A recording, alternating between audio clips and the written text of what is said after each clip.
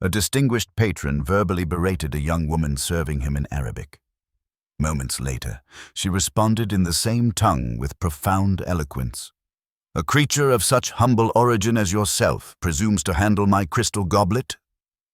The wealthy industrialist, Omar Alfred, sneered, his pronouncement in Arabic causing ripples of amusement around the opulent dining table. He was entirely convinced that the American server understood not a word.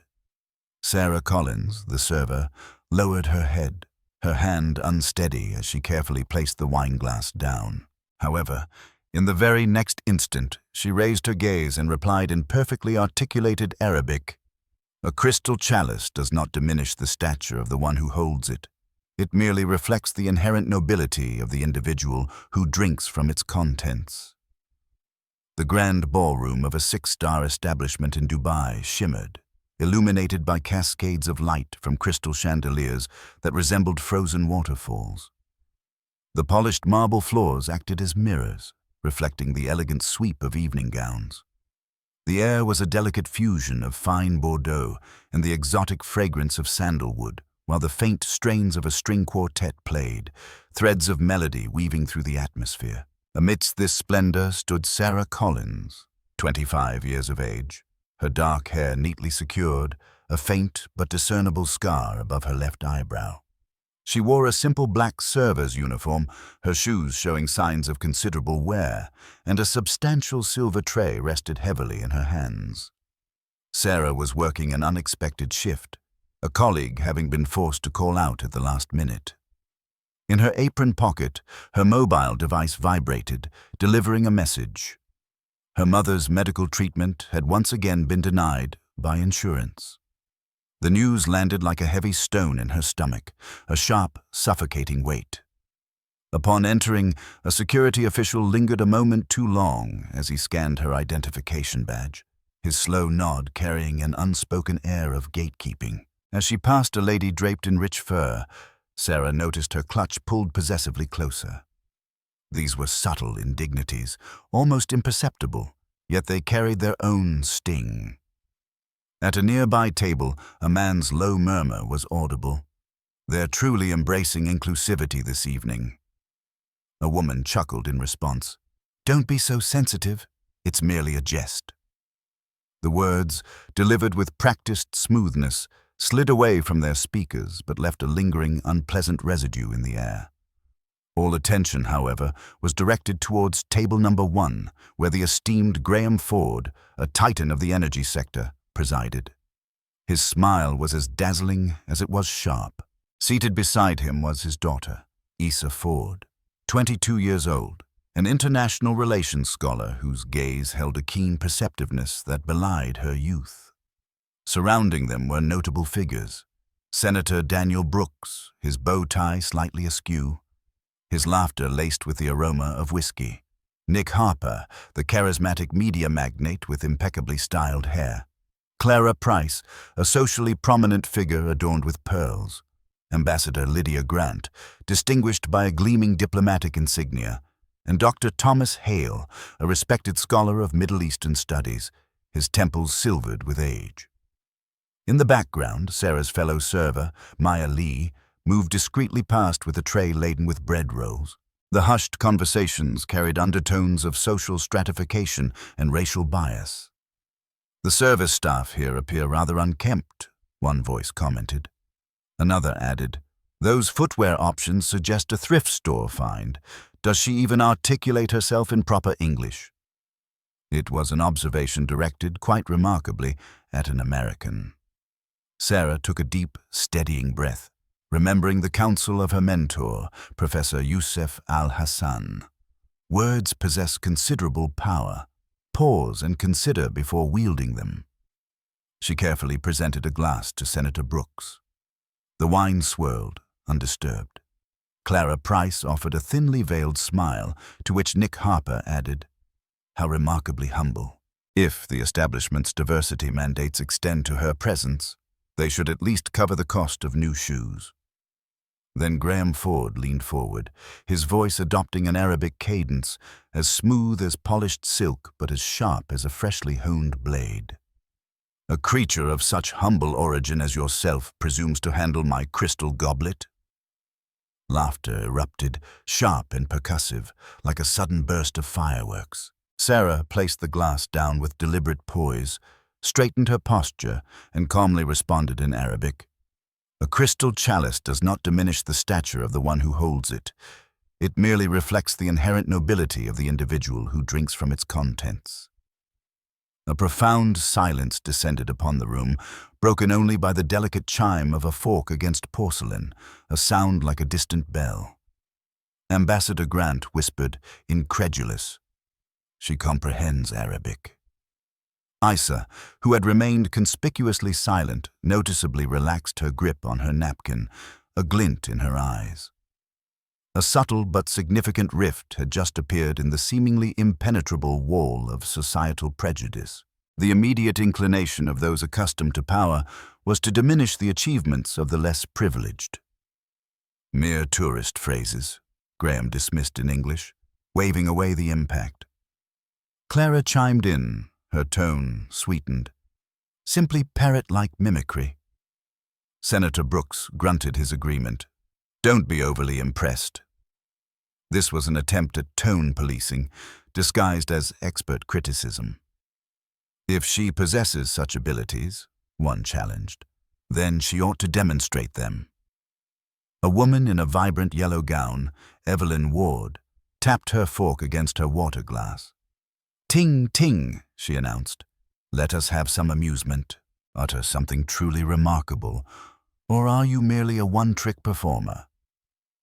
A ripple of laughter, cautious as wild animals approaching an unfamiliar trap, returned to the air. Sarah did not respond immediately. She placed her tray on a nearby side table, meticulously straightened the serving cloth, and then discreetly signaled. "I understand your expectations," she stated, her voice quiet but carrying authority. "I shall provide my response when I deem it appropriate." From her vantage point, Maya Lee paused in her movement, her eyes conveying a silent question. The same security officer subtly adjusted his stance, directing his attention towards Table 1, as if Sarah's newfound composure were the initial tremor preceding a major upheaval. The subtle insults from earlier, the possessively clutched handbag, the disdainful glance at her shoes, the casual remark about diversity, now seemed to glow with an unpleasant luminescence, like stains revealed under ultraviolet light. Sarah recalled the message in her pocket. Her mother, a woman who had tirelessly juggled 3 jobs to fund Sarah's education, had once again been denied crucial medical treatment. This profound sorrow did not manifest as outward distress. Instead, it served to reinforce her resolve, straightening her spine. She made a deliberate decision to use her words with precision and purpose. "Very well," Sarah said softly, her voice carrying clearly to every person at the table.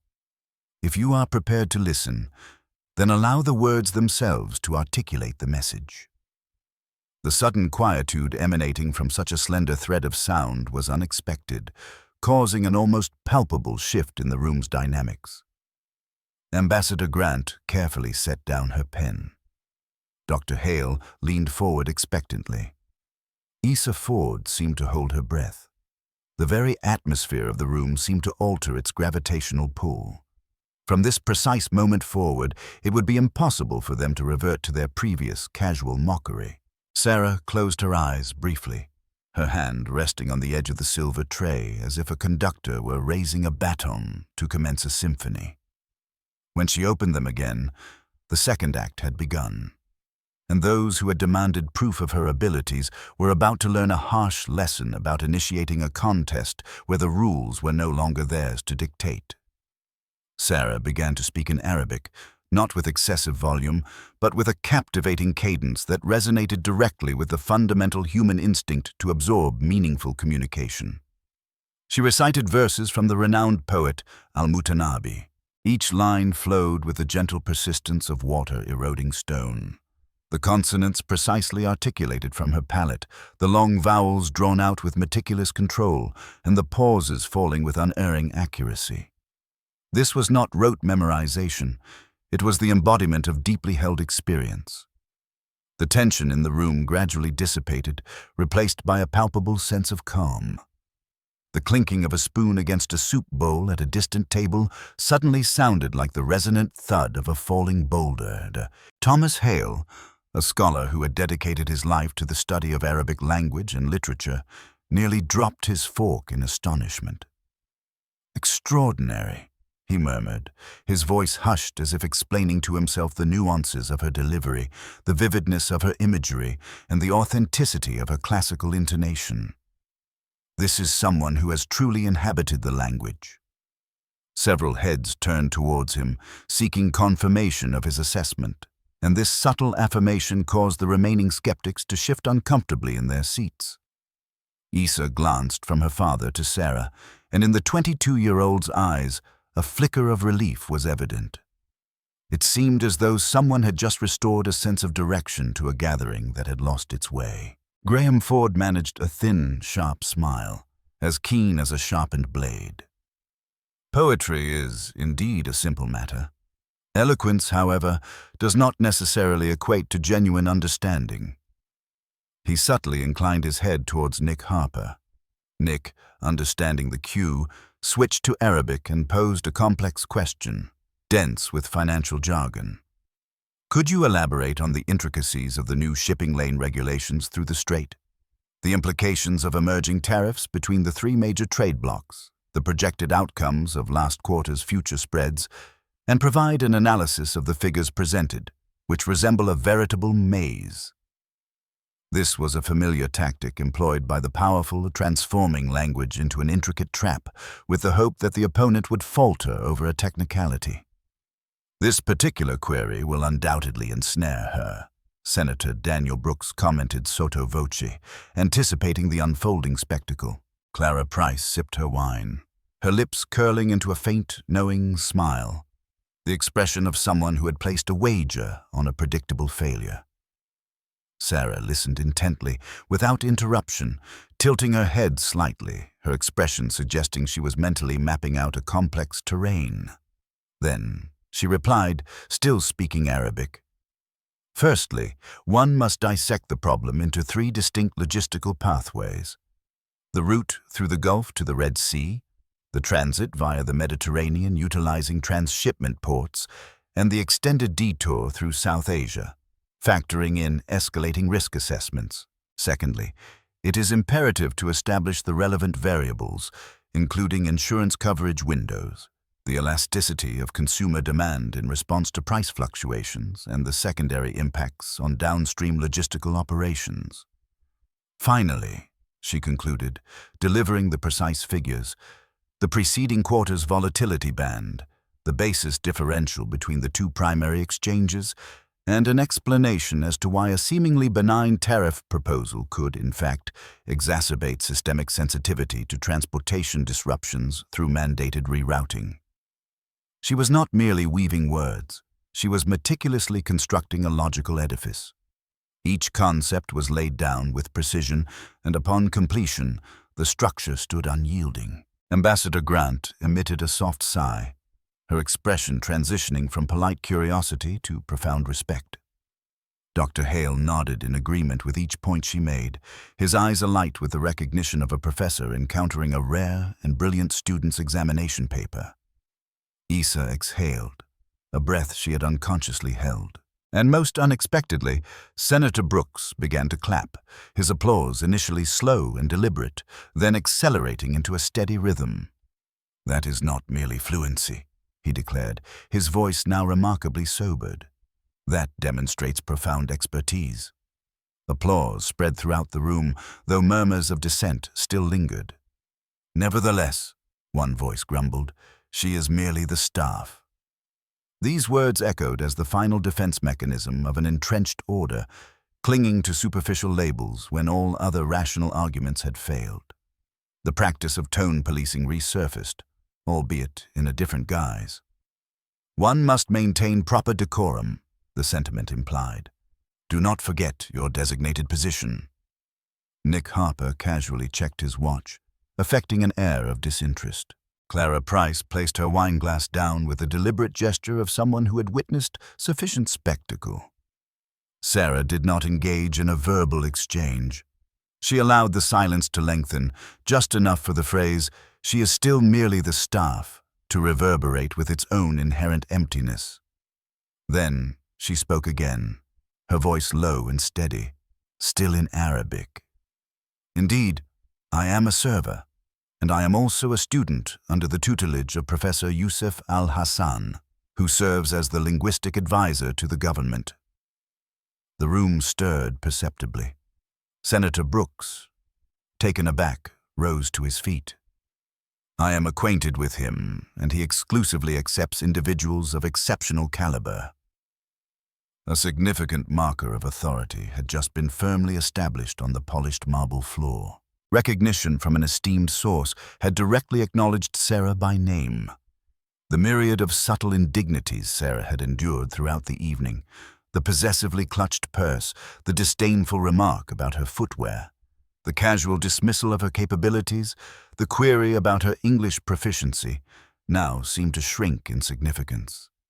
Not because they had ceased to inflict pain, but because, when contrasted with the ordered sequence of her demonstrated truths, her linguistic prowess, her poetic recitation, her grasp of complex financial matters, and her academic credibility, they were exposed as mere trifles, like plastic toys in the hands of adults.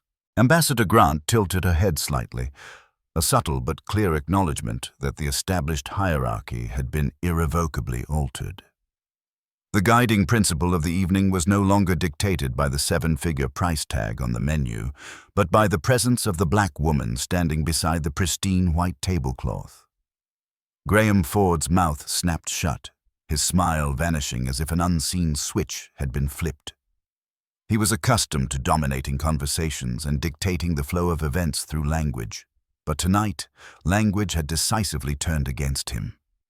Issa glanced at her father, then back to Sarah, her gaze conveying a profound gratitude that was difficult to articulate, as if Sarah had liberated her from the ingrained shame projected by the adults surrounding her. Sarah did not linger to bask in the moment of triumph. She stepped back a pace, lifting her tray. Her fingers brushed against the edge of her apron, making contact with a worn envelope concealed beneath the fabric. The proof of her achievements was still there, awaiting its moment, patiently biding its time. She did not choose to reveal it just yet.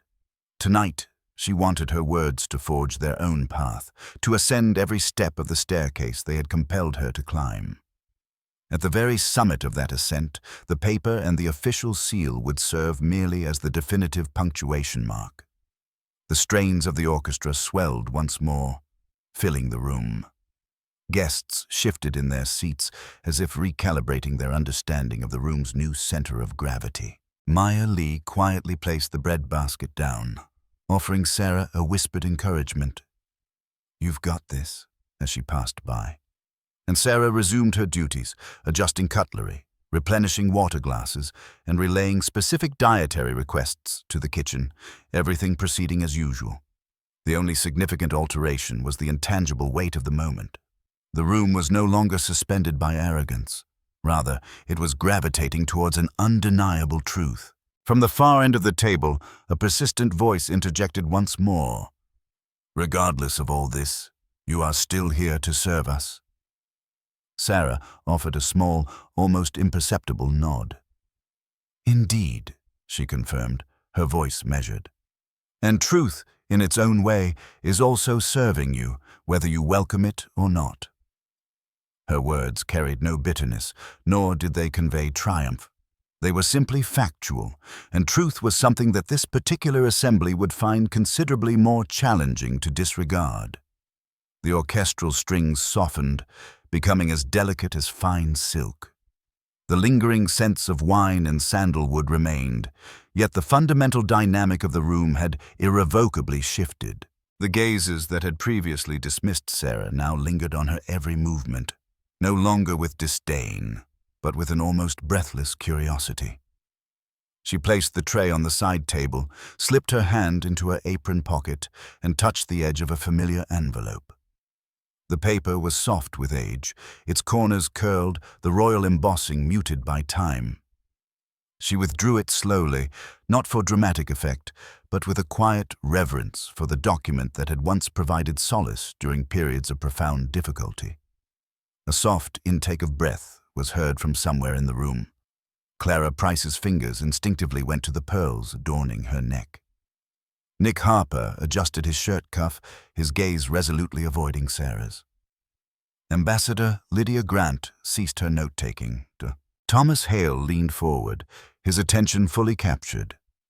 Isa Ford half rose from her seat, her hands clasped beneath the table, as if silently offering a prayer for an answer.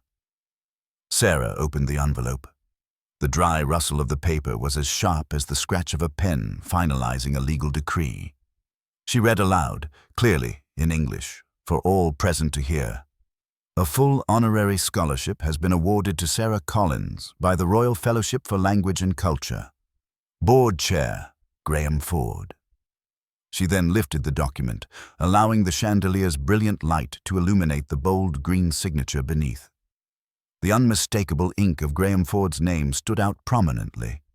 The room seemed to crack under the impact, like a fissure appearing when struck by a hammer. Senator Daniel Brooks straightened his bow tie with a visible jolt of surprise. Ambassador Grant drew a sharp, audible breath. Dr. Hale set down his spoon with a quiet, almost inaudible, "Oh." Graham Ford remained frozen, his facial expressions flickering rapidly through a series of micro-expressions, akin to a malfunctioning neon sign, displaying defense, denial, and calculation before settling into a mask of impassivity. Sarah carefully folded the letter, her voice maintaining its low, steady tone. "You have signed countless such documents. You may forget them, but we do not." Her statement was not an accusation, but a simple statement of fact, a matter of record. A single, distinct clap broke the silence from the side table. It was Maya Lee, followed swiftly by another. Senator Brooks rose to his feet, his applause beginning slowly and deliberately, then gaining momentum. Dr. Hale joined in. Initially hesitant, the applause quickly swelled, filling the room with a wave of sound that seemed to burst open like windows after a long-awaited summer storm. Isa made her way around the table, her heels whispering softly across the marble floor, carving a silent path through the murmuring astonishment. She stopped before Sarah and offered a brief, light embrace, a gesture that conveyed not performance, but a profound, unspoken apology. From a secluded corner, a man's voice clung stubbornly to the old order. "This changes nothing. You are still obligated to serve us." His words landed with the dull thud of a sandbag, entirely unheeded. Clara Price attempted to regain composure, her grip on tone policing resembling a desperate grasp for a lifeline. "Let us maintain a professional atmosphere. Please refrain from causing a scene." Ambassador Grant turned, her steely blue eyes radiating a chilling disapproval. "And who, precisely, initiated this scene?" Clara faltered, raising her glass in a futile attempt to conceal a blush that betrayed her embarrassment. Nick Harper retrieved his mobile device, the screen's slick glow reflecting on his face. The recording function was already active. Sarah did not solicit further applause. She returned to her duties, straightening silverware, refilling water glasses, and relaying the gluten-free request for Table 7 to the kitchen. Every action she performed was now imbued with a quiet manifesto. "I am performing my job. I owe you no subservience." Graham Ford pushed his chair back, his mouth opening as if to speak, then closing abruptly. Isa looked towards her father, her eyes conveying a silent plea for an apology he seemed incapable of summoning. Following the dessert service, the floor manager, Peter Lang, appeared backstage, summoning Sarah with a measured, dispassionate tone. "We need to have a discussion." In the confines of a small office, redolent with the faint scent of disinfectant and printer ink, he placed an incident report form before her. "A guest has lodged a complaint citing that you disrupted the dining experience." The practice of tone policing had now escalated from a whispered admonishment to maintain one's place to a formal written reprimand. "Our profession demands a welcoming demeanor above all else," he stated. Sarah placed the scholarship letter on his desk, gently nudging it forward. "Tonight," she stated calmly, "the truth constituted the experience, and I neither raised my voice, nor did I deviate from my designated post, nor did I spill a single drop of wine." Peter paused for a fraction of a second, then seemingly regained his composure. "We hold you in high regard, but there appears to be a knock at the door." Ambassador Grant stood in the doorway, leaning in. "I have an official statement intended for that report." Peter visibly stiffened. A diplomat volunteering as a witness left no room for him to dismiss the matter. As Sarah exited the office, she walked down the staff corridor. Security guard Carson Reed, the very individual who had scrutinized her badge a moment too long at the entrance, stood at attention, offering a slight nod and a gesture of unspoken apology. On her return journey towards the kitchen, Maya pressed a bottle of water into her hand. "You all right?" she inquired.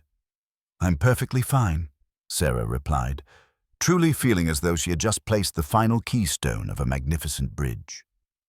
That evening, a slightly shaky mobile video began circulating widely on the internet. It captured Sarah lifting her head, her Arabic flowing with a serenity akin to a gentle stream. The light from the chandeliers glinting off the rim of a crystal goblet. Beneath the video, a pinned comment declared, "She silenced him with sheer class." Thousands of reactions followed, questions arising. Who is she? Her Arabic is absolutely flawless. I was present. I witnessed it. Interspersed among these were the familiar barbs of online microaggressions. Let's not make this a racial issue. She's just seeking attention. However, the tide of public support proved stronger and more profound, redirecting the general sentiment elsewhere. By morning, Maya was laughing as she scrolled through her mobile device. "You are absolutely everywhere now." Sarah glanced down, her heart beating with a steady rhythm. She sent a text message to her mother. "Still thinking of you." Then she slipped on her well-worn shoes and proceeded to begin another shift. There were no grand pronouncements, no dramatic speeches, just another day's work.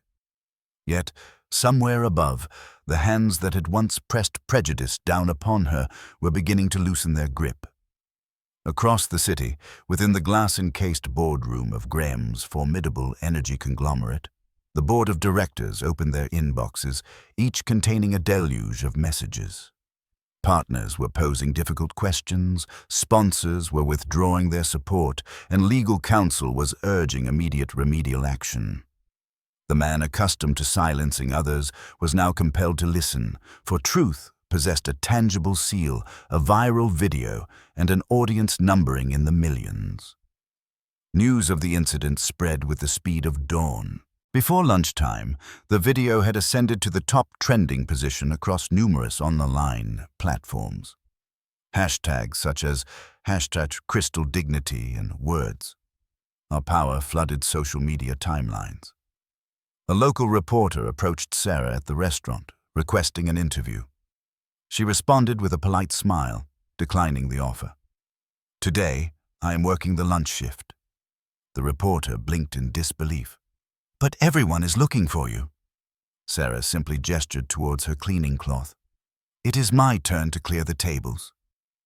On the opposing side, Nick Harper Media experienced a significant backlash, losing a major international sponsor due to a perceived misalignment with their stated values.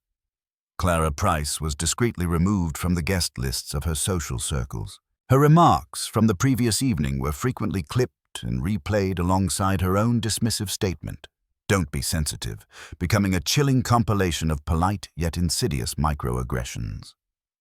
Senator Brooks became the subject of a popular internet meme, an image of him clapping accompanied by the caption, "Politician discovers genuine expertise." Meanwhile, Graham Ford and his board convened an emergency session. A leaked internal memorandum revealed the company's intention. We are undertaking a thorough evaluation of unprofessional conduct that could potentially jeopardize the company's reputation. Amidst the unfolding storm, Sarah continued to meticulously set tables. Manager Peter Lang's demeanor had undergone a noticeable shift. "We are immensely proud of you," he stated. After a brief pause, he continued, "And our public relations department would greatly appreciate your consent to utilize your image." The subtle tactic of tone policing had now transformed into an attempt at outright appropriation, with the less influential party being asked to lend their image to adorn the more powerful. Sarah responded politely. Last night's events were not intended as a brand campaign. They represented an assertion of truth. Peter nodded, stepping back respectfully. "Should you reconsider, I will personally follow up." Sarah concluded the exchange with a subtle smile, establishing a clear personal boundary. Ambassador Grant returned, presenting Sarah with a slender envelope. "This," she stated, "is my official statement regarding the events of last evening." Sarah received it with a slight, appreciative bow. The diplomat leaned in conspiratorially. "Do not allow them to dictate the narrative." It was a resolute stance, firmly planted like a stake in the ground. That afternoon, Issa arrived, her eyes showing the fatigue of a sleepless night, clutching a thick notebook. "This is my apology," she explained, "and it includes contributions from friends I managed to persuade to write their own." The pages were densely filled with ink, the handwriting somewhat messy, yet sincere. "I laughed," one entry read. Another confessed, "I remained silent when I should have spoken. I am truly sorry." Sarah did not immediately read the notebook, instead sliding it into a drawer. She believed apologies, much like fine tea, required time to steep and mature. Issa's lip trembled, her eyes glistening with unshed tears. "My father," she began, then hesitated. "He could lose everything." Sarah shook her head gently. "Not everything," she reassured her. "Only that which is not truly valuable." That evening, the restaurant buzzed with an unusual influx of curious patrons. A group of young individuals, diverse in ethnicity, lingered near the bar, whispering amongst themselves, "That's her." A young girl, approximately 10 years of age, shyly extended a drawing depicting a woman standing tall amidst a backdrop of stars. "I saw you on the internet," she said softly. Sarah knelt to meet the girl at eye level. "Thank you," she replied. It was a small moment, as insignificant as a grain of salt, yet it seasoned her entire day with a profound sense of contentment. However, headwinds soon appeared. An anonymous online account propagated a baseless conspiracy theory, claiming the video had been manipulated. Another comment maliciously targeted Sarah's ethnicity, asserting, "Stop trying to make this about race." In response, Dr. Hale published a detailed analytical review, meticulously examining the nuances of her Arabic intonation, the specific al-Mutanabi citation, and the economic logic she employed, thereby verifying the authenticity of her performance. The tide of online commentary began to shift once more. Yet, even within the relative quiet of the staff break room, Sarah could still discern the double-edged nature of social media. The overwhelming waves of support were accompanied by the sharp sting of criticism. She switched off her screen, her fingers tracing the delicate silver ring on her hand. Calmness, she realized, was not an absence of awareness regarding injustice. Rather, it was the strategic choice of the opportune moment for one's words to truly resonate.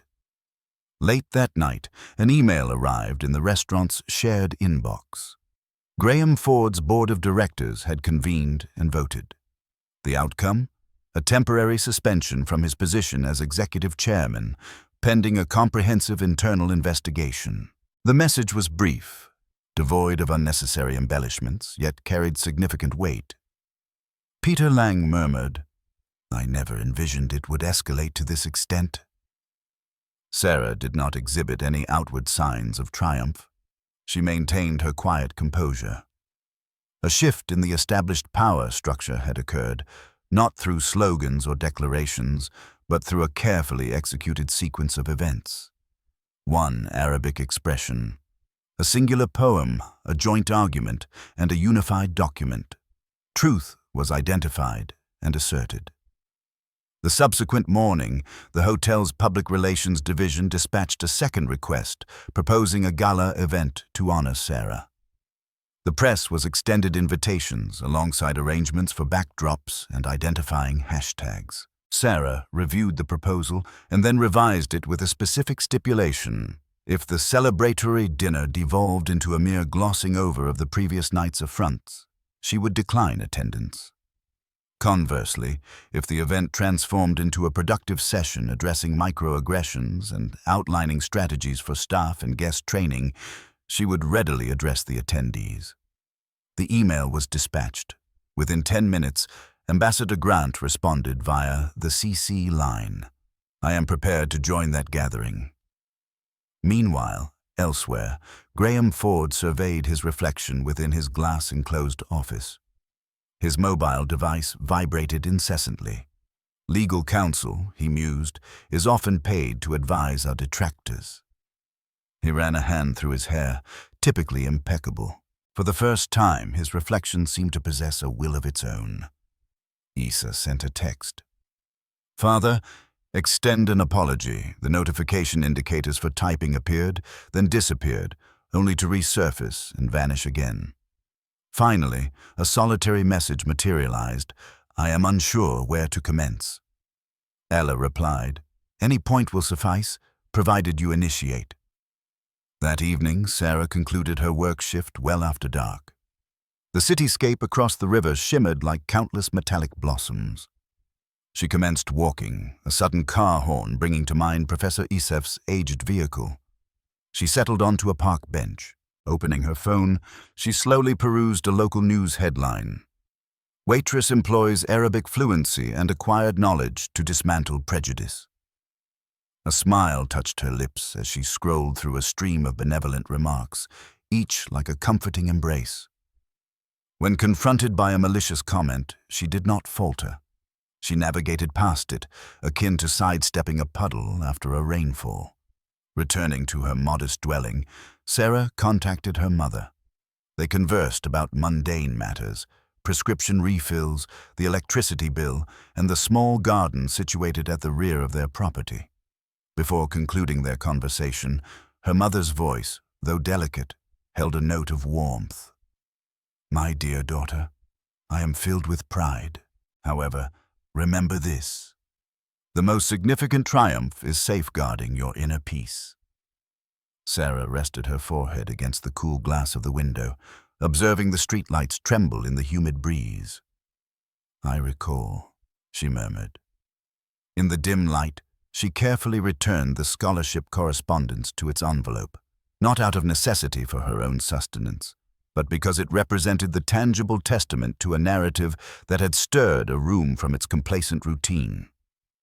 The following day, she would once again tie her worn footwear, clear tables, pour beverages, and if required, articulate her thoughts not to vanquish anyone, but to clearly delineate the boundaries between consideration and disdain, between levity and oppression, between attentive service and inherent dignity. And somewhere, among the myriad individuals who had witnessed the circulated footage, a child would be diligently practicing the challenging phonetic nuances of al-Mutanabi.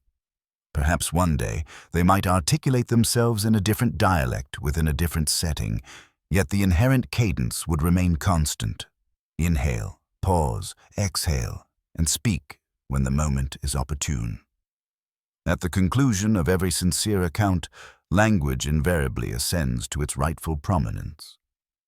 The morning subsequent to the issuance of the suspension notice, Peter Lang approached the door of the staff lounge. "Sarah," he began, "both the Public Relations and Human Resources departments propose hosting an internal workshop this afternoon. The proposed title is Words Hold Power. Would you be willing to lead it?" He spoke deliberately, as if carefully selecting each word amidst a perilous landscape. Sarah signified her assent but stipulated certain conditions. If the event consisted solely of photographic opportunities and social media tags, she would not participate. She required, first, mandatory attendance for both managerial staff and security personnel. Second, an anonymous channel for submitting concerns. Third, a comprehensive review of badge inspections, assignment rosters, and disciplinary actions, meticulously categorized by ethnic background and gender. Peter ingested, then nodded.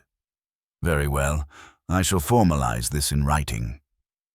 The conference room on the third floor was arranged with 30 seating accommodations. In attendance were Carson Reed, the security officer who had subjected Sarah's identification to excessive scrutiny, floor supervisors, a contingent of culinary staff, 2 shift supervisors, and Isa Ford, seated unobtrusively in the rear, her baseball cap pulled low. Ambassador Lydia Grant graced the gathering for the initial 15 minutes. Sarah commenced the session not with a visual presentation, but with a pristine white tablecloth, an elegant crystal goblet, and a probing question. Pray tell, why is it that when presented with the identical vessel, some individuals are perceived as sophisticated, while others are deemed out of place? She subsequently divided the whiteboard into 3 distinct sections, inscribing the terms gatekeeping, tone policing, and prove-it tests. Following this, she invited 3 volunteers to participate in role-playing scenarios. For gatekeeping, Carson portrayed the security guard, with Sarah assuming the role of a new employee. Carson recited the established protocol. Present your identification again. Sarah paused before responding. When a request is reiterated without valid justification, that constitutes gatekeeping. She then added a directive. Quantify the frequency with which this occurs for Black staff members compared to others. This data, not mere sensitivity, is crucial. Regarding tone policing, a shift supervisor commented, refrain from causing a disturbance. Display a more amiable demeanor. Sarah countered, when an individual has been insulted, instructing them to adopt a cheerful disposition merely shifts the emotional burden onto the party who has been wronged. The revised policy should be, I acknowledge your statement. I shall address that conduct. For prove-it tests, a supervisor challenged with, if you are proficient, demonstrate it. Sarah explained, this practice compels less influential groups to undergo assessments amidst their service duties. The established rule is no impromptu examinations outside the defined scope of one's responsibilities. Ambassador Grant raised her hand. I wish to formally state for the record, microaggressions are not inconsequential. They form the very bedrock upon which systemic discrimination is constructed. She then excused herself to attend another appointment, but pledged her availability to provide testimony should it become necessary. The atmosphere within the room perceptibly softened. Sarah then addressed the incident from the previous evening, specifically the remark, she is still merely the service staff. Why is that considered offensive?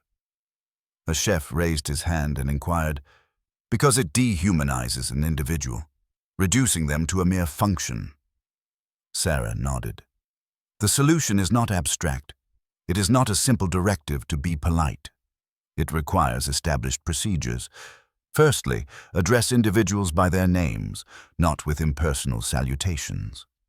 Secondly, staff members retain the right to decline service if repeated instances of humiliation occur, with a manager intervening. Thirdly, an escalation protocol should be implemented. A gentle reminder, reassignment to a different table for medium offenses, and complete removal for egregious actions. During the break, Isa approached, carrying a small fabric pouch. Inside was a dual-language edition of al-Mutanabi's works, encased in a gray cover. I considered, she whispered, that perhaps this might be a suitable addition to the staff library. Sarah accepted it with a smile. Thank you, but ensure that poetry does not serve as a substitute for concrete processes. Poetry offers nourishment. Procedure provides protection. Isa's eyes glistened. I comprehend. Upon everyone's return, Peter presented the draft policy, the anonymous QR code portal, customer interaction guidelines, and plans for quarterly evaluations. Sarah appended a line in crimson ink. No reprisals against those who report misconduct. Peter studied it for a moment before affixing his signature. A manager suggested a group photograph for dissemination via social media. Sarah demurred. No staged photo opportunities. We will publish this information after 1 quarter, once we have accumulated relevant data. Some appeared disappointed due to the absence of facile public relations opportunities, but the majority experienced a sense of relief. For the first time, an official endorsement was linked to the quantifiable tracking of actions. At the session's conclusion, Sarah requested 5 minutes for a guided breathing exercise. Inhale, hold, exhale, speak. In professional settings, she stated, power often asserts itself first. We shall practice this pause to deliberately choose our words, both for the purpose of serving others and for safeguarding ourselves. Hands pressed against chests, breaths were steadied. Carson, the security officer who had previously subjected Sarah to unwarranted scrutiny, extended his hand to her. I offer my apologies for last night. Sarah responded with simple directness. I thank you. Cease the performance. Alter the ingrained habit. As the room began to empty, a female voice called out from the doorway. Evelyn Ward, the individual who had been attired in a yellow dress, addressed the group. I simply wish to convey, avoid being excessively sensitive. Everyone experiences jest. The room fell silent. This was a quintessential example of the tone policing tactic. Sarah turned, her demeanor serene. You are entitled to your perspective, and I bear the responsibility for establishing clear boundaries. When jesting is predicated upon someone's racial identity or professional role, it transcends mere amusement. It becomes a form of subjugation. Peter stepped forward, his voice resolute, offering protection to his staff.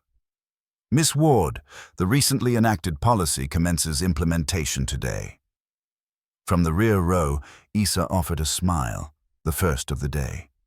By late afternoon, the Public Relations Department emailed Sarah a draft of a press release. We are exceptionally proud to be a pioneering establishment. Sarah replied, Instead, state that we encountered shortcomings in specific areas and are committed to measurable improvement. Refrain from self-congratulatory declarations. Peter added himself to the CC line. Agreed. That evening, Sarah was engaged in rinsing glassware when her phone chimed. An unfamiliar number from Ohio appeared on the screen. I am a hospital social worker, a warm voice informed her. Your mother's insurance appeal will be re-examined on Monday, and a support fund is prepared should coverage still prove insufficient. Sarah leaned back against the cool steel of the counter, closing her eyes for a moment. This was not a miraculous intervention, but simply a new avenue opening. I am grateful, she replied, her voice steady. Night descended as Sarah traversed the hotel's main concourse. The chandeliers still produced their melodic chime, the crystals continued to glitter, but the prevailing atmosphere had undergone a transformation. On the staff announcement board, positioned near the rear exit, a freshly printed QR code was displayed, accompanied by the directive for anonymous reporting. Below it, Peter's distinctive signature was clearly visible. Sarah touched the pocket of her apron where the scholarship letter remained. She felt no immediate need to retrieve it this evening. Today, the established procedures had spoken on her behalf. 2 days later, an email arrived at the restaurant from the Graham Corporate Board, requesting a private audience between Mr. Graham Ford and Miss Sarah Collins, with independent mediators present. Sarah responded with a concise statement. I will participate under the following 3 conditions. First, Ambassador Grant and Dr. Thomas Hale as the appointed observers. Second, no recording devices but a verbatim transcript must be produced. Third, No propositions to acquire the rights to my narrative. Within 30 minutes, all 3 stipulations were formally approved. The boardroom, characterized by its glass walls and situated on the 42nd floor, offered a panoramic vista of the bay. A polished walnut table was set with unlabeled bottles of mineral water. Graham Ford entered, visibly diminished in physical stature. Issa occupied a seat in the back row, her hands tightly clenched. Ambassador Grant initiated the proceedings. This assembly is not intended for theatrical display, but for attentive listening and the articulation of commitments. Dr. Hale opened his notebook, his pen poised for inscription. Graham cleared his throat, his demeanor betraying a sense of unease. I apologize. I failed to recognize you that evening. My intent was not to perpetuate discrimination. Sarah maintained direct eye contact, offering no avenue for evasion. Impact, not intent, she stated deliberately. Your intentions do not negate the repercussions experienced by myself or by other staff members on a daily basis. Graham compressed his lips and nodded. You are correct. Sarah placed a sheet of A4 paper upon the table. It was not the scholarship correspondence, but rather a detailed list of demands. The establishment of the Al-Hassan Fellowship, named in honor of her instructor, to provide annual funding for scholarships in language and policy for service workers, without any corporate affiliation or branding. Mandatory anti-microaggression training at all hotels operating under the Graham banner. A bilingual apology, in both English and Arabic, delivered to the staff on the night in question, free from any public relations spin. A commitment to refrain from legal action or threats against individuals who had shared the circulated video. And finally, permanent resignation from the position of executive chairman, or at the very least, withdrawal from all scholarship-related boards for a period of 24 months. The air in the room grew heavy. Issa raised her gaze toward her father. Graham perused the list, pausing at item number 5. He then looked to Ambassador Grant, who responded crisply, "Responsibility." Dr. Hale added, "The designation of the fund in honor of Al-Hassan is most fitting. He taught us that words possess inherent power." Graham swallowed. "I accept conditions 1, 2, and 4, and 3. Regarding condition 5, he requested time to consult with the board. Sarah nodded. "You can commit now to stepping down from all scholarship boards." Graham signed a letter of commitment that his legal counsel had prepared. The ink permeated the page with a resolute weight. Issa exhaled softly against the chair. As for the apology, Sarah continued calmly, "If you deliver it in Arabic, you must speak it, not merely read it." She then penned a simple phrase, articulating it slowly. "Ana atadurakum." Graham repeated the words, his pronunciation faltering at the guttural consonant. Sarah gently corrected him, avoiding any hint of humiliation. "Lower your tongue." His second attempt was noticeably clearer. "Thank you," he stated, marking the first discernible trace of humanity within the room. The door swung inward, and Nick Harper peered in, his mobile device in hand. "Graham," he prompted, "we require a brief segment." Ambassador Grant's voice cut through the air with the sharpness of steel. "This session is strictly off-camera. Kindly depart." Nick shrugged, retreating, but tossed back over his shoulder. "Miss Collins, we are prepared to offer an exclusive contract for your narrative, complete with a 6-figure remuneration." Sarah responded with flat finality. "Absolutely not." Issa drew a sharp breath. She had witnessed too many individuals exploit the stories of others for personal gain. The remainder of the meeting unfolded as a systematic enumeration of systemic failings. Sarah recounted instances of working double shifts, the arduous climbs up stairwells, the ubiquitous question, "Where are you truly from?" directed at an American citizen, and how the prove-it tests transformed the workplace into an unending examination. Graham listened, offering little protest until he interjected, "It was merely a jest." Sarah reminded him of the hotel's newly implemented policy, a jest that transfers the burden of emotional distress onto the injured party is not, in fact, a jest. They concluded by scheduling a staff-only apology session at the hotel to take place on Friday, with no press coverage permitted. Ida walked out alongside her father, but paused at the doorway. Turning back, she said, "Thank you for not transforming this into a bloody confrontation. I am learning." Sarah smiled. "Then apply what you learn, especially when no cameras are present." Leaving the corporate headquarters, Sarah did not head directly for her residence. Instead, she turned into a narrow alleyway housing a bookstore. Arabic texts were stacked from floor to ceiling. The elderly proprietor, Mr. Karim, his fingers stained with ink as he meticulously counted pages, looked up. "That verse by Al-Mutanabi that you recited, you articulated it with great skill." Sarah smiled. "My instructor emphasized cadence before grammar." She selected another anthology of Al-Mutanabi's poetry, this one bound in green, and carefully wrapped it. On the initial page, she inscribed in English, "Small words wield great power. Employ them with kindness." That evening, an email arrived from the hotel's public relations department containing an updated press release formulated according to Sarah's guidance. "We acknowledge our shortcomings in specific areas. Within 90 days, we shall publish data pertaining to anonymous complaints, badge verification records, disciplinary actions, and shift assignments, disaggregated by demographic groups." Below this was a link to a QR code. Sarah replied, "Kindly add a pledge to ensure the protection of whistleblowers." A minute later, the email was returned with the amendment, "Added." Before retiring for the night, Sarah contacted her mother. "I met with them today," she stated briefly. "Did they extend an apology yet?" "Soon, in 2 distinct languages," her mother replied. A chuckle, followed by a cough, emanated from the receiver. "My daughter, do not permit anger to consume your morning meal, but do not allow excessive politeness to deprive you of your supper." Sarah laughed.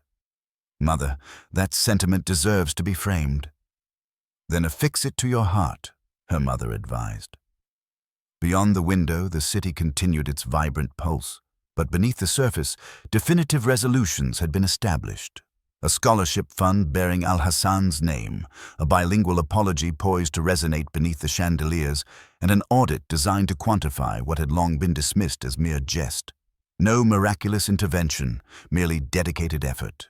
And tomorrow, Sarah would tie her worn shoes and step into the hallway once more. If questioned, "Do you work here?"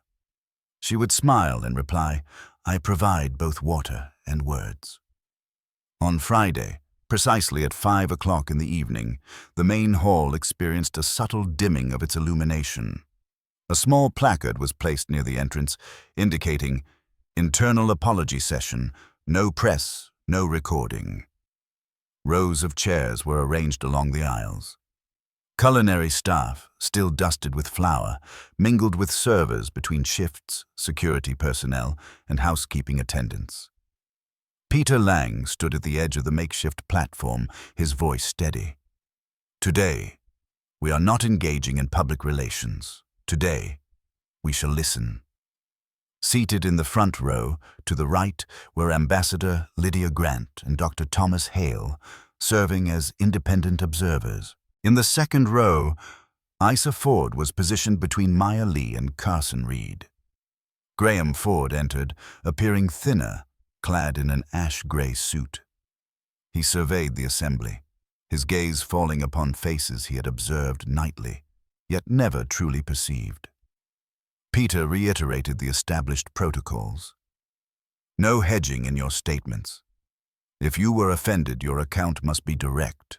An apology must specifically name the transgression, acknowledge its impact, and articulate concrete commitments." Graham nodded and drew a breath. He began in English. "That evening I employed language that diminished the dignity of a colleague and the service staff present here. I extend my apologies to every individual within this room. Then, speaking from memory, as Sarah had coached him, rather than reading from a script, he added, Ana atadurakum. I apologize in Arabic, for I treated language as a mere adornment for power, rather than as a conduit for connection with people. A profound silence permeated the hall, not oppressive, but rather focused. Ambassador Grant made a notation in her notebook. Dr. Hale nodded approvingly as the guttural consonant was correctly articulated.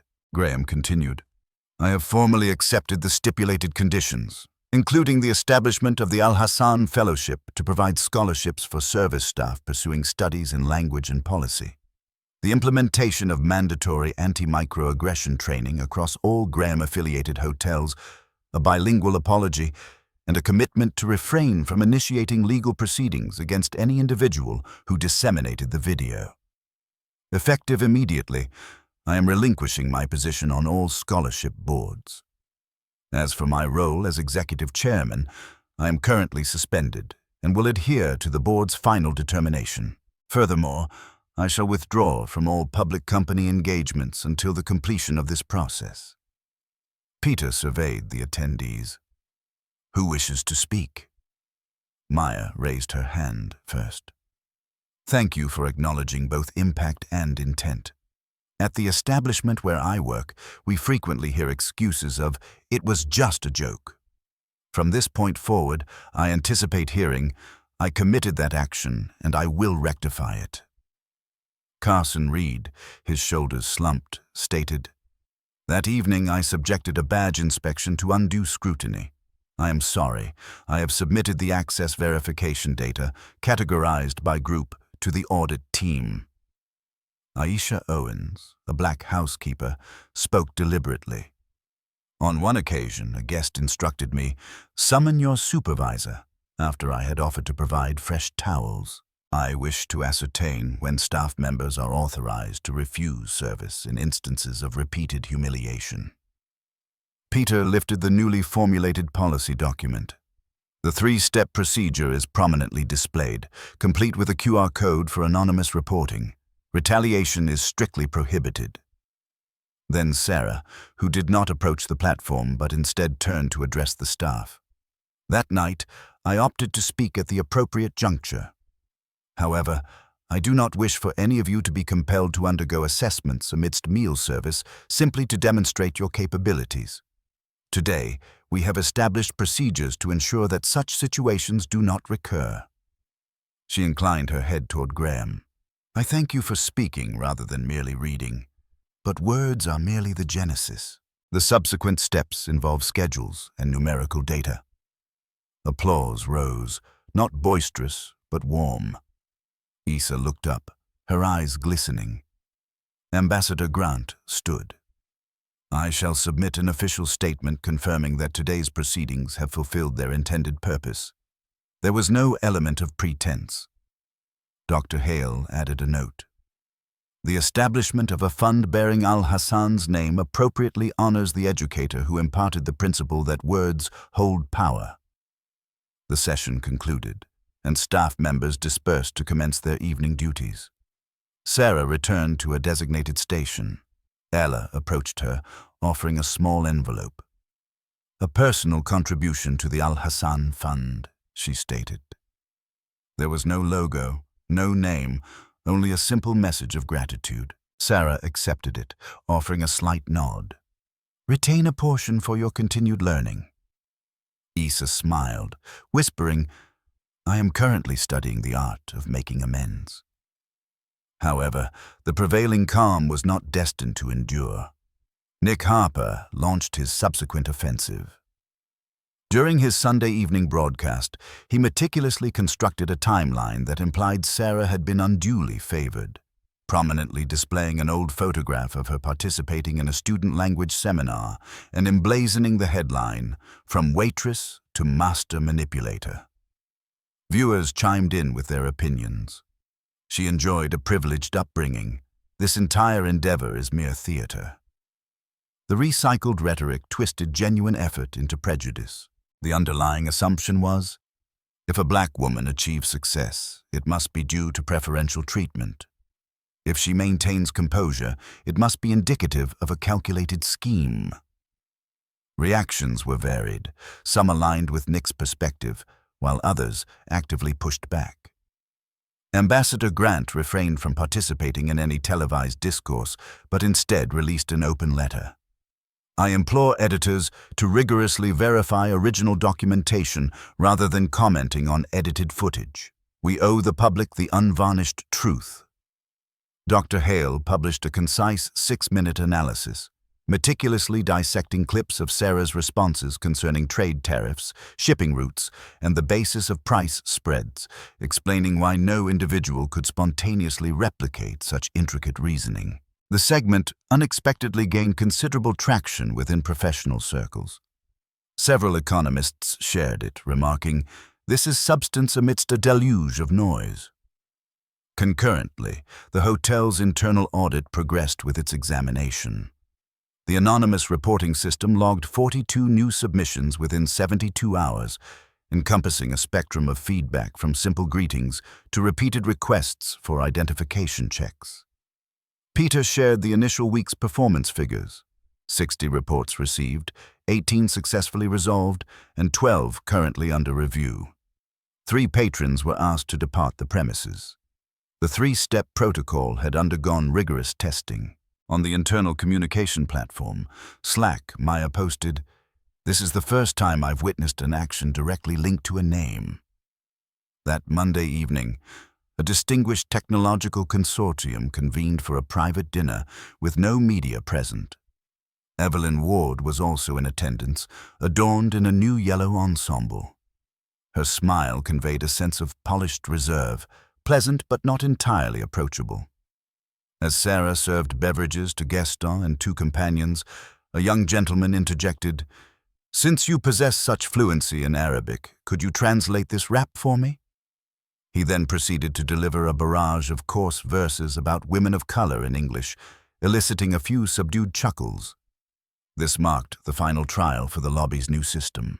Following the implementation of policy and subsequent apologies, what would the established procedures dictate? Sarah remained silent. She took a deliberate breath, held it, then exhaled, placing a nearby item down, and met his gaze directly.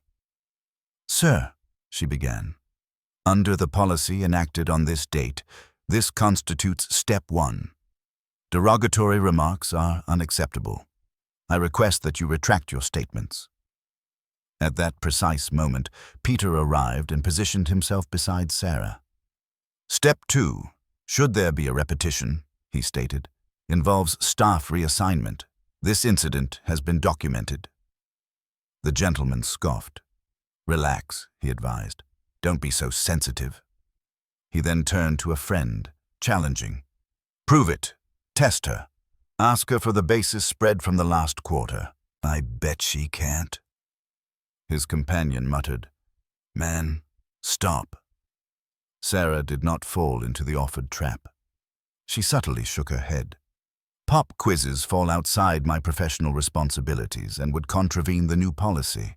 Tonight, my role is to serve dinner." The man sneered, repeating a slur. Peter gestured discreetly to security personnel. Carson stepped forward, his tone measured. "Step 3. We are requesting that you leave. We will, of course, refund your portion."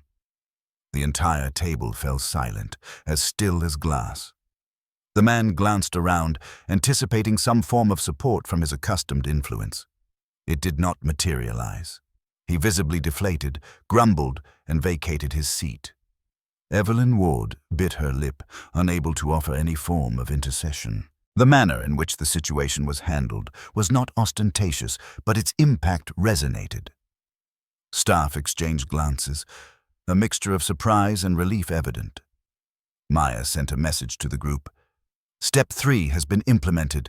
The system is holding." Aisha Owens, back in her uniform, let out a lengthy sigh. A sense of burden seemed to lift from her shoulders. Ambassador Grant, passing by another table, observed the discreet resolution and offered a smile to Peter. "Policy," he remarked, is culture manifested through action. Later that evening, Nick broadcasted his platform again, leveling accusations against the hotel regarding the so-called cancel culture directed at its guests. However, this time, internal surveillance footage, with faces obscured and audio muted, depicting the three-step process precisely as it had been documented, was disseminated by Peter with the accompanying statement, "No names, no words, only process." The commentary bar was divided, but the focal point shifted. Public discourse began to revolve around codes of conduct rather than dismissive remarks like, "She's just seeking attention." The following morning, the Al-Hassan Fund commenced its first round of applications for part-time scholarships, intended for staff members pursuing studies in languages, interpretation, or public policy expertise. Maya submitted an application for an English to Korean interpretation course. Carson enrolled in training focused on bias-free security design. Aisha Owens opted for a program in difficult guest communication. Isella quietly contributed another sum, this time officially registered under a student interclub initiative. In Sarah's inbox awaited an email from a young man in a different state. "I saw you reciting Al-Mutanabi," it read. "I looked up the translation. It is beautiful. I wish to learn Arabic." That afternoon, the board circulated an update. The internal review was nearing its conclusion. A decision regarding Graham's position was scheduled for Thursday.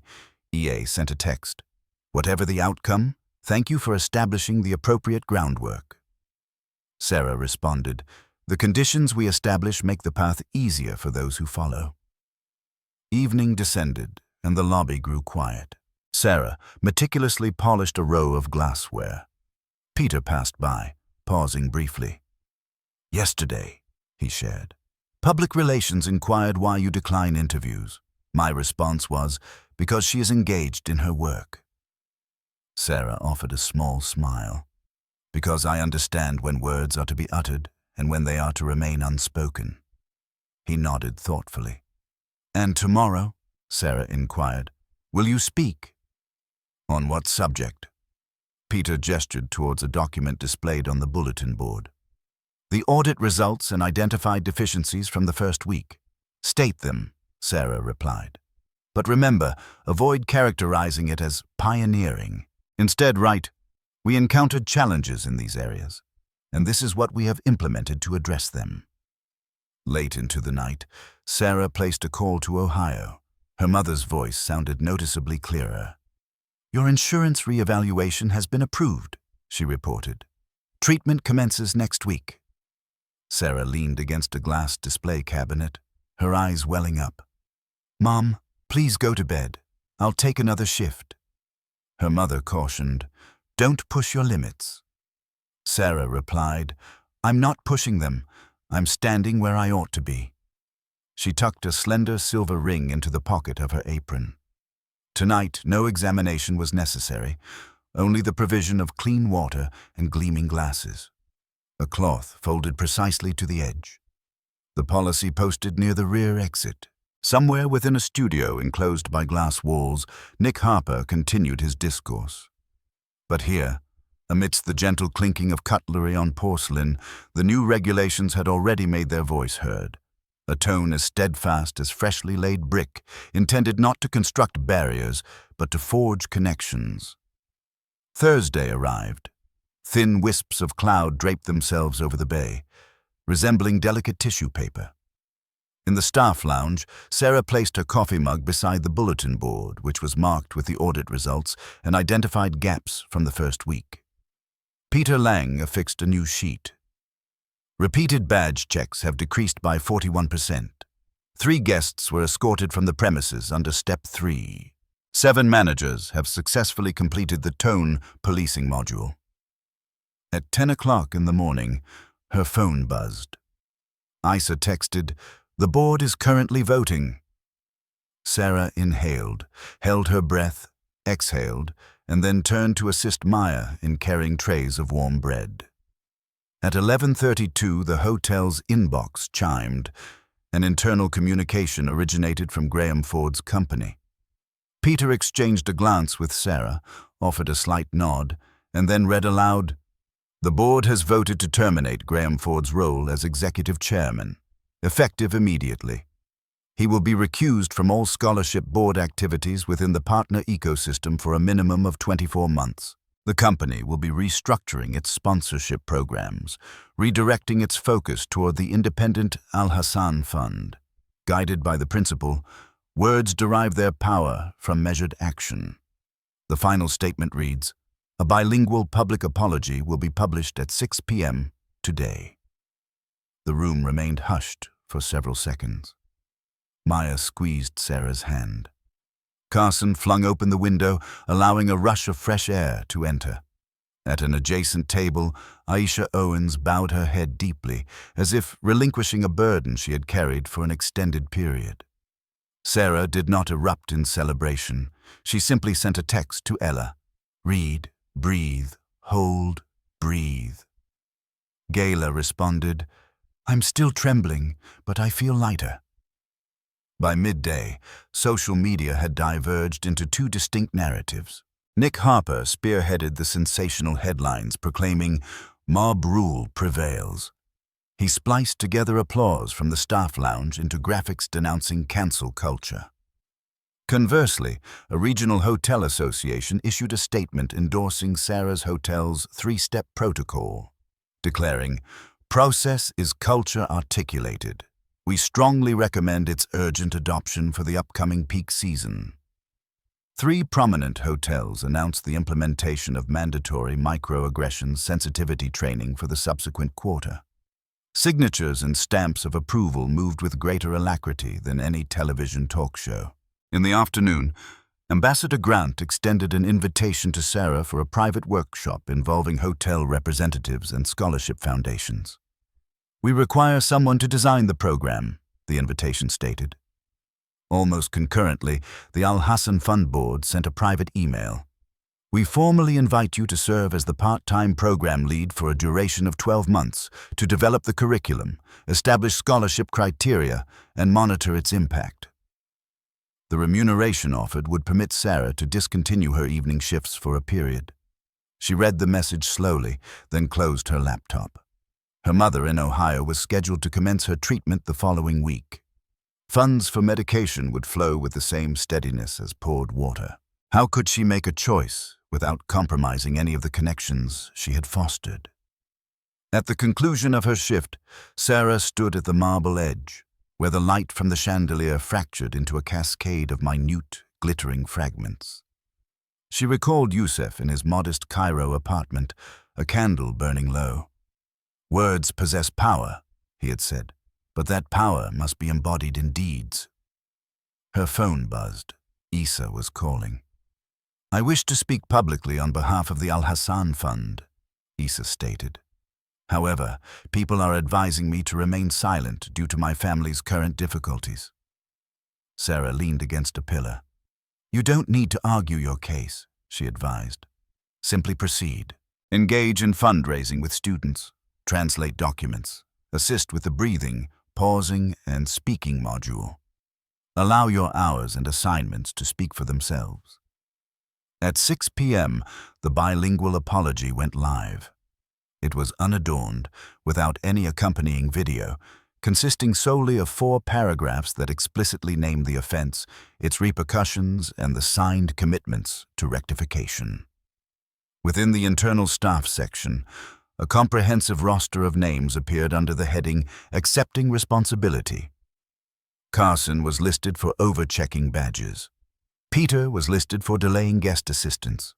3 shift managers were listed for past instances of advising. "Don't be sensitive." Sarah read through the list and nodded, not out of a need for perpetual apologies, but because a new organizational culture was being meticulously drafted, line by line. That evening, the private workshop convened in a small room on the 3rd floor.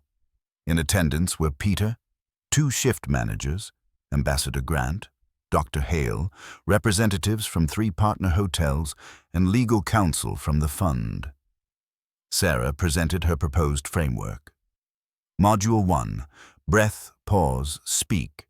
Focusing on training exercises designed to encourage thoughtful word selection. Module 2. Gatekeeping and data, which involve tracking instances of repeated badge checks and designing transparent entry protocols. Module 3. Tone policing, replacing phrases like "smile more" with acknowledgments such as "I hear your concern and will address the behavior." Module 4. Prove it tests, prohibiting off-topic challenges and incorporating role-playing scenarios. Module 5. Poetry and practice, allocating 10 minutes at the session's end to reciting Al-Mutanabi, not for display, but as a reminder that language serves as a sanctuary, not a weapon. A representative posed the question, "What metric defines success?" Sarah responded, "After 90 days, report volume should initially increase, reflecting greater trust, and then gradually decline. A healthy progression. Steps 1 and 2 must be resolved within 24 hours. Step 3 necessitates written documentation and assures no retaliation." "Will you accept the role of program lead?" Ambassador Grant inquired directly. Sarah looked at Peter. He nodded in affirmation. "If you accept," he stated, "the hotel will maintain your employment at 0.5 full-time equivalent, providing stable pay and fixed shifts, enabling you to both develop the program and work one shift weekly in the hall. The hall requires your presence." Sarah pursed her lips. She disliked the sensation of indebtedness, but cherished the principle of truth interwoven into established procedures.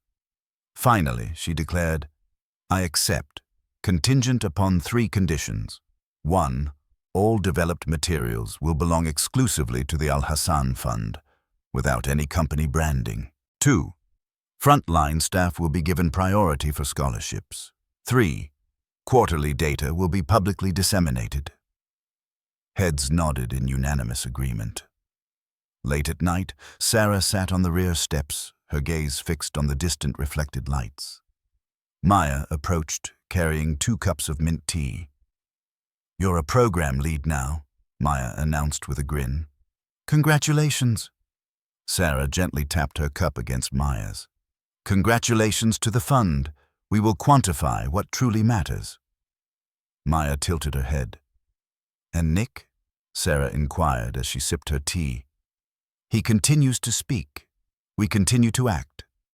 She then texted her mother, "I've accepted the new position. I will still be working Saturday nights, pouring water for the glasses that need to see their own reflection in it."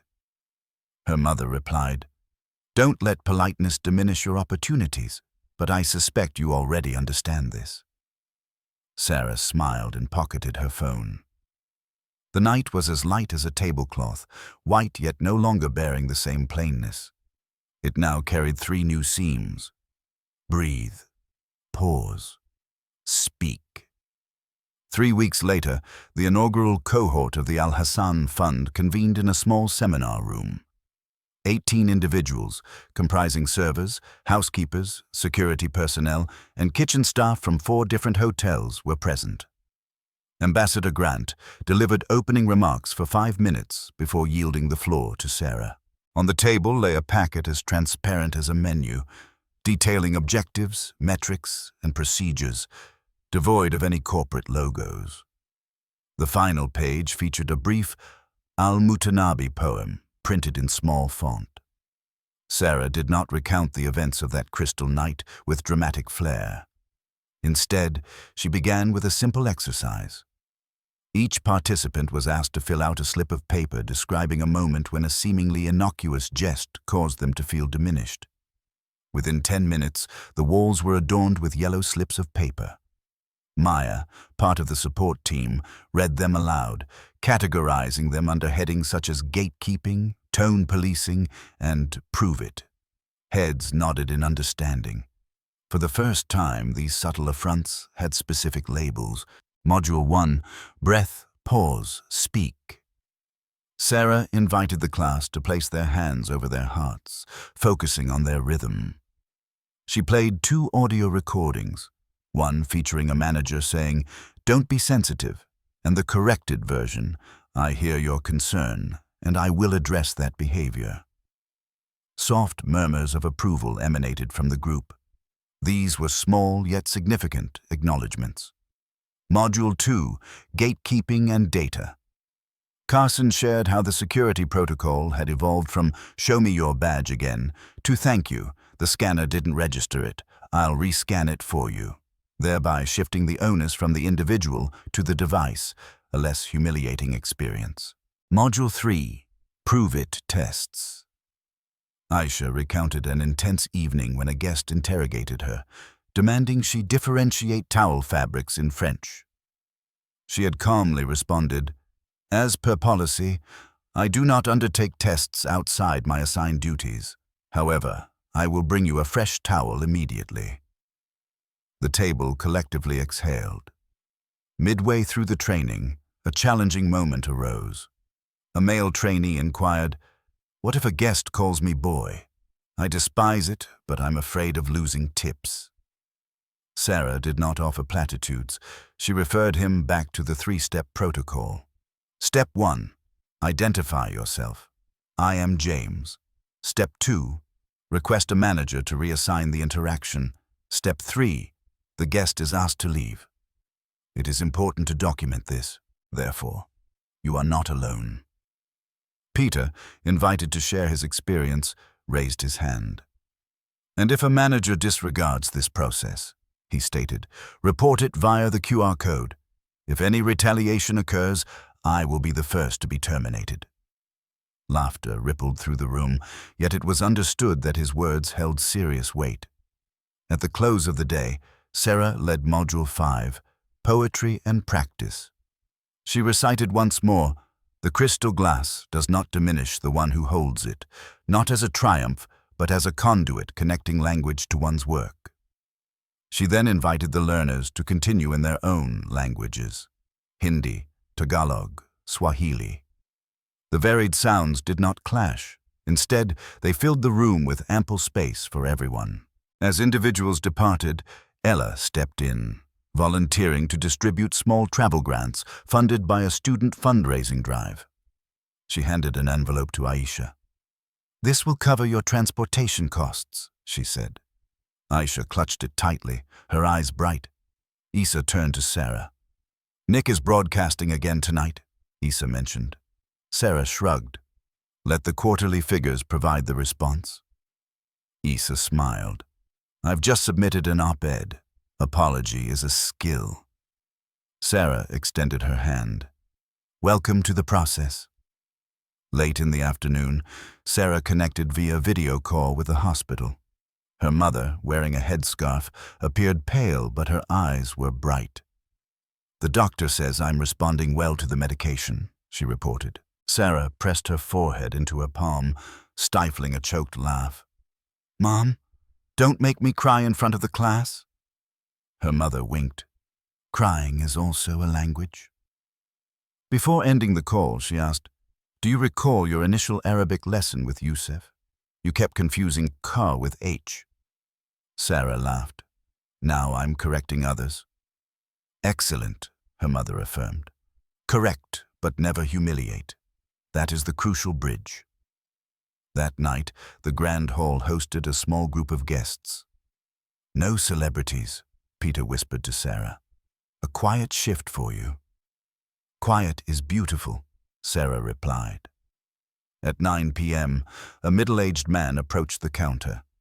He had no reservation and requested a quiet corner. It was Graham Ford, noticeably thinner and with more gray hair. Peter looked to Sarah, awaiting her decision. She nodded. A corner table. No preferential treatment, no special favors. She brought him water. Graham stood and spoke softly in Arabic. "I am still learning." Sarah responded in Arabic as well. "Good. Use words to build connections, not to exert dominance." He nodded. No photographs were taken, no statements were made. As he departed, he placed an unmarked envelope for the Al Hassan Fund at the reception desk. Peter opened it, sighing. "Enough for 3 scholarships." Sarah simply remarked, "Label it Anonymous donor. That same evening, Nick Harper lost 2 more sponsors for attempting to film unauthorized footage in restricted areas. Sarah did not express jubilation. She merely posted the first quarter report. Badge overchecks reduced by 58%. Response time for steps 1 and 2 reduced to 9 hours. 0 retaliation cases reported. 24 staff members awarded scholarships in the first round. At the bottom, a brief line appeared. We were mistaken, and this is what we have implemented. The following week, Sarah commenced her Saturday night shift. Maya presented her with a tray. Still pouring water? Sarah smiled. Yes, I appreciate seeing glasses filled. At a window table, a young boy observed her with his mother. He whispered something, then ran over. You're the lady who recited the poem. I'm learning Arabic. Will you listen to my kak sound? Sarah knelt to his level. The boy attempted the pronunciation, stumbling slightly. She corrected him gently. Lower your tongue just a bit. His second attempt was clear.